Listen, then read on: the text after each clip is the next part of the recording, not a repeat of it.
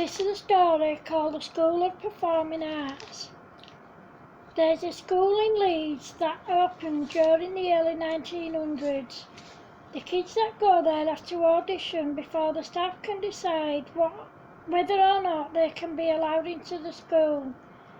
Every child must be able to act, sing or dance. The school also provides normal lessons. One of the main school rules is that pupils have to attend all lessons and hand in all their assignments. Otherwise, they will not be allowed to take part in any upcoming shows. During break times and lunchtime, all you see is kids dancing, singing and doing other stuff. There's one girl, 11-year-old Macy, who is an amazing singer and dancer, but she's not very good when it comes to reading and writing. She hardly ever hands in any work, and when she does, teachers struggle to read what she's written. One day, Macy's English teacher gives her a letter to take home, asking her parents to go and see her. Macy doesn't take the letter home because she didn't want her mum to see it, as she was disabled, and Macy was a carer and she takes care of her two younger sisters too. When her parents don't go to the school, Macy's teacher, Mrs. Abberson, went to her house to see them.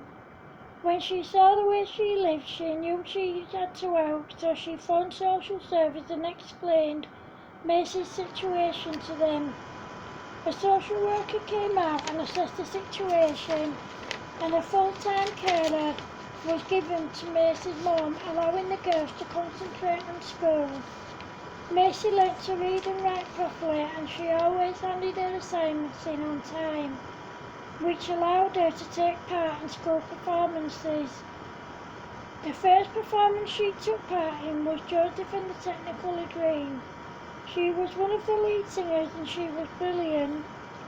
The next show Macy took part in was a musical version of Romeo and Juliet, put together by both the staff and the kids, and it was brilliant. Then they put together a play called Cats. Macy wasn't given one of the main parts, but she was still brilliant. Macy lived in quite a decent neighbourhood, but she came up with an idea about putting on a show about living in a poverty-stricken area and a well-to-do area. The staff and kids went for it, and all the money raised through ticket sales went to the people living in poverty. The play was on for 5 nights and they raised £30,000. Later that year, the school put on a Christmas show, and all the profits from the ticket sales and the sale of food and drink went to the poor and needy. A few months later, the performing arts teachers took the kids on an outing.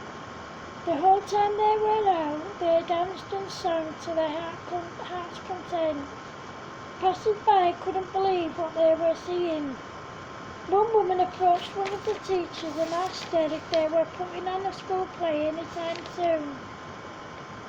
The teacher said no because the kids had exams coming up. The lady gave the teacher her name and number. It turned out she was also a professional dancer and singer, and she wanted to put on a show called Matilda the Musical. She wanted to see the kids perform in front of an audience to see who was best to audition for her show. Once the exams were over, the kids put on a show, and the woman was amazed by how talented they all were. At the end, she approached one of the teachers and gave her a list of characters for the kids to audition for. There were heaps of auditions for each character. The woman decided that she wanted Macy to play the lead. Macy was absolutely over the moon and she couldn't wait to start rehearsals. A lot of the other kids were also selected and the show actually went on tour.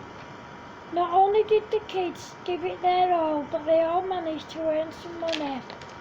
After that, Macy and the other kids were invited to perform in other shows as well as performing in school shows.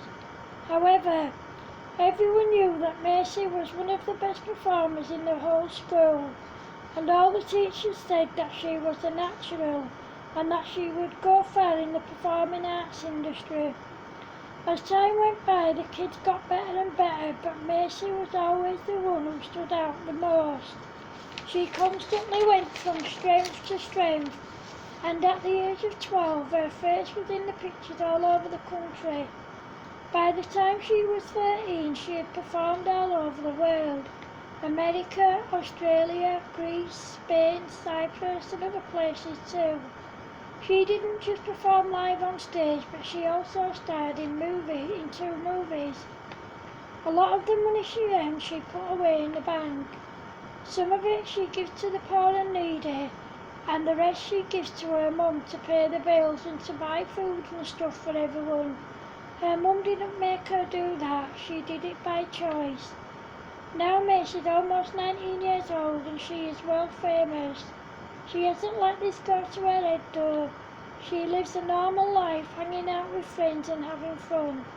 She left school with passes in all her GCSEs and she went on to pass all her A-levels.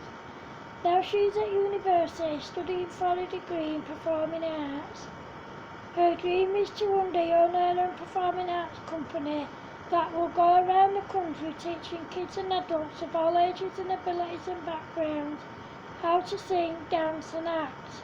She said it wouldn't matter whether people came to her classes for companionship, to learn new skills or just for fun, because everyone would be treated equally. The end. Thank you.